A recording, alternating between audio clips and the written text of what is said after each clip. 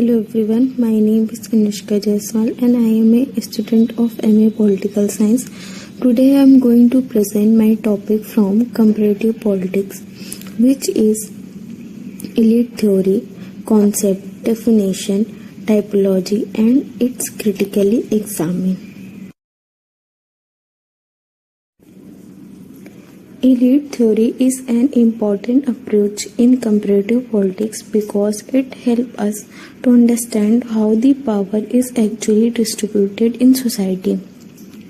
Elite refer to a small group of people who hold power, influence, and authority. These people dominated major institutions like political, economical, and social systems. According to Plato, elite are those individuals who are most capable or who excel in their field. On the other hand, Mosca described it as a society is divided into two groups, a ruling minority and a ruled majority. The central idea of elite theory is that power is not equally distributed in society. Instead, it is concentrated in the hand of small minorities. This minority group always rule over the majority regardless of the type of political system. Elite have an advantage because they are more organized, skilled, and resourceful than the masses. Even in democratic system, when equality and participation are emphasized, elite dominated does not completely disappear. Decision-making power remain in the hands of few leaders. Another important idea is that leader tends to become concentrated over time, leading to limited participation of common people. Now I will discuss the major thinker of elite theory. First is Plato introduced the concept of circulation of elite. He argued that elite are not permanent, they keep changing over time as a new group replaces the old one. Second is Mosca gave the idea of ruling class. He believed that an organized minority always dominated the unorganized majority. Third is Michel gave the famous iron law of oligarchy. According to him, every organization, whether democratic or not, eventually become controlled by a small group of leaders. This shows that the oligarchy is inevitable in all organizations. Let's discuss the typology of elite.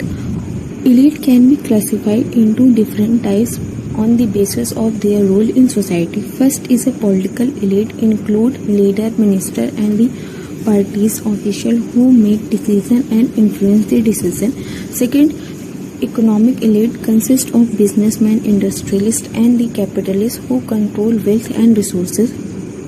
Third is military elites are high-ranking army officers who influence defense and security decisions.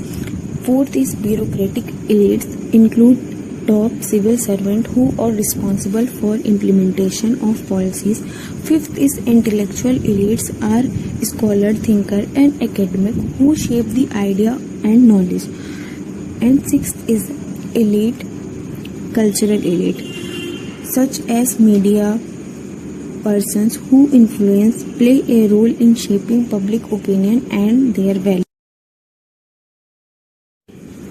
In the modern context, elite have been further developed and criticized.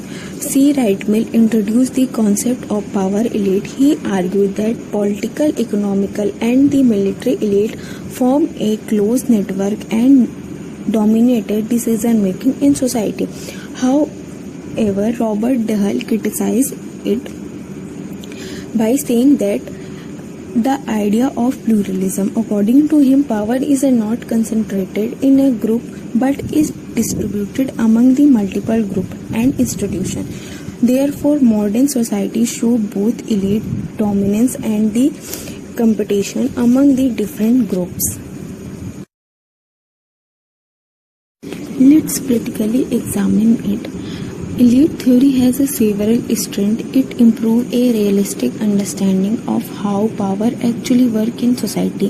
It also explains why inequalities continue in the democratic system. It also highlighted the importance of leadership and organization. However, there are also criticism. Elite theory ignored the role of common people and public participation. It presented a very pessimistic view of democracy. It also underestimated the possibility of social media and the change. In conclusion, we can say that elite theory is important tool to understand the power structure in society. It shows that concentration of power is almost unavailable. Even in democratic system, elite continue to dominate decision-making process. However, modern political system also show a balance between elite control and public participation. So we can say that while elite are powerful, they are not completely unchangeable and in contemporary politics.